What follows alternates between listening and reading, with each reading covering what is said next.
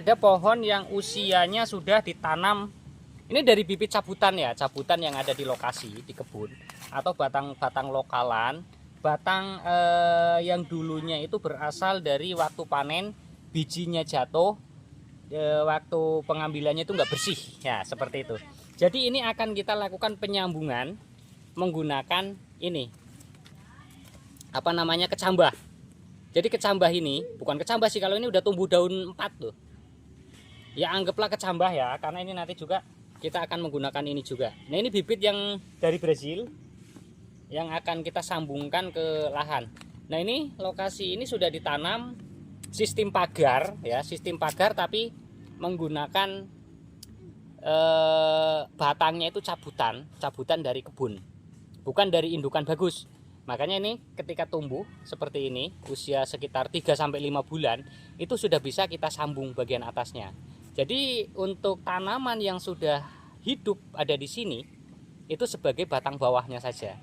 Ya sebenarnya itu 2 kali kerja ya. Kalau mau sekali kerja nggak ribet, ya cari bibit yang bagus, langsung ditanam, udah nggak perlu sambung-sambung lagi. Misalkan dari bibit sambung pucuk. Nah itu kan ada tuh tutorial bikin sambung pucuk di pembibitan, ada di bawah.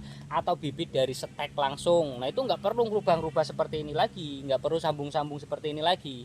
Nah ini karena bibitnya bibit lokal dan buahnya pun tidak bagus, maka akan kita rubah dengan cara sambung pucuk ya, cara sambung pucuk. Ya sebenarnya kalau misalkan nih tujuan kita itu untuk memperbaiki hasil atau memperbaiki buah, untuk batang atasnya misalkan dari yang jelek menjadi yang bagus misalkan nih, itu kita sambungnya tidak dengan ini. Cari batang induk yang memang benar-benar bagus, kita ambil tunasnya, baru kita pindah atau kita sambung ke pohon ini. Nah kalau ini belum tentu. Karena apa? Perubahan dari bibit sama biji itu sekitar 70% itu bisa berubah dari sifat induknya. Tidak membawa sifat genetik dari induknya. Itu kalau biji. Ya misalkan bijinya dulu induknya bijinya itu buahnya besar, kulitnya tipis. Bisa jadi setelah kita semai dengan biji, kita tanam, nanti buahnya misalkan buahnya tetap sama, bentuknya tetap sama, besar, tapi kulitnya lebih tebal. Itu bisa jadi seperti itu nih. Nah, langsung saja kita sambung, tapi ini saya jelaskan sedikit, ini adalah bibit yang dari Brazil untuk menggenjot pertumbuhan, kita sambung ke pohon-pohon seperti ini. Bukan untuk memperbaiki hasil panen. Karena kita belum tahu ke depan kopi ini cocok atau tidak di Indonesia, tapi saya mengembangkan bibit ini dan saya ada bibit ini memang banyak. Jadi saya lakukan berbagai macam percobaan, berbagai macam eksperimen dengan bibit ini. Nah nanti dengan metode yang mana yang paling cocok dikembangkan untuk bibit Brazil ini, yang dari biji kah langsung seperti ini, atau yang disambung dengan bibit baru seperti ini, atau yang langsung disambungkan ke tanaman dewasa yang sudah ada. Nah itu semua akan saya praktekkan, termasuk ke bibit-bibit yang beda klon ataupun beda jenis seperti Robinson. Itu ada Arabikanya belum, cuma Robusta sama Robinson itu yang ada. Nah ini langsung aja kita eksekusi, nanti dibilang banyak ngomong lagi nggak ada kerjanya. Nah ini kalau kita sambung pucuk segini, ini sebenarnya terlalu tinggi, cuma karena kita ngambil kambium yang masih benar-benar banyak, tapi tidak bisa terlalu pucuk juga ya, harus yang ada batangnya. Kalau nyambung kopi batangnya itu sudah sedikit berkayu atau sedikit keras, tidak bisa yang masih lunak di bagian pucuk, itu kurang bagus juga. Banyak gagalnya kalau bagian bawahnya itu yang masih lunak. Oke, seperti biasa, seperti yang video sebelumnya, caranya tetap sama seperti ini. Saya dekatkan kamera ke ininya ya, biar lebih jelas. Nah ini kan sudah kita sayat seperti ini nih, sudah kita potong maksudnya. Lalu kita sayat di bagian kulit seperti ini ya, sayat turun, lalu kita kupas seperti ini. Tuh kan ngupas. Kalau kulitnya sehat, dia diginiin aja, ditekan sedikit aja dia udah langsung ngupas.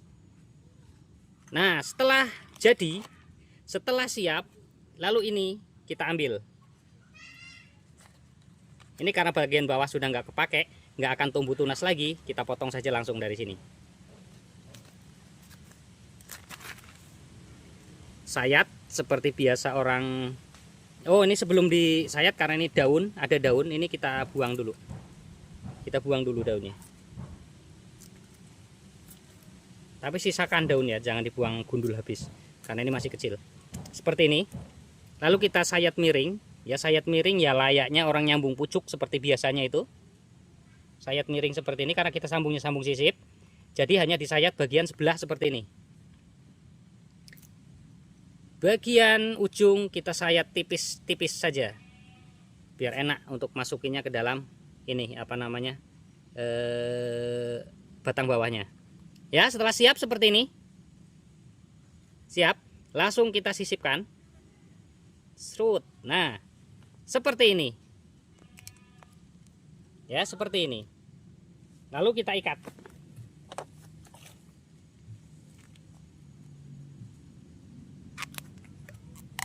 Ngikat sedang-sedang saja sih, nggak harus kuat juga. Kalau kuat nanti takutnya memar karena bibitnya juga bibit masih enduk, masih anakan.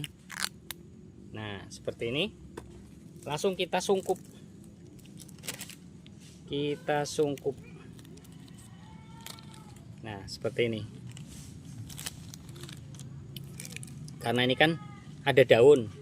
Dia kalau kita tarik ke bawah pasti daunnya ikut ke bawah plastik. Kita angkat sedikit seperti ini biar daunnya lurus lagi. Nah, oke. Baru kita ikat bagian bawah. Sebenarnya nggak diikat pun nggak masalah.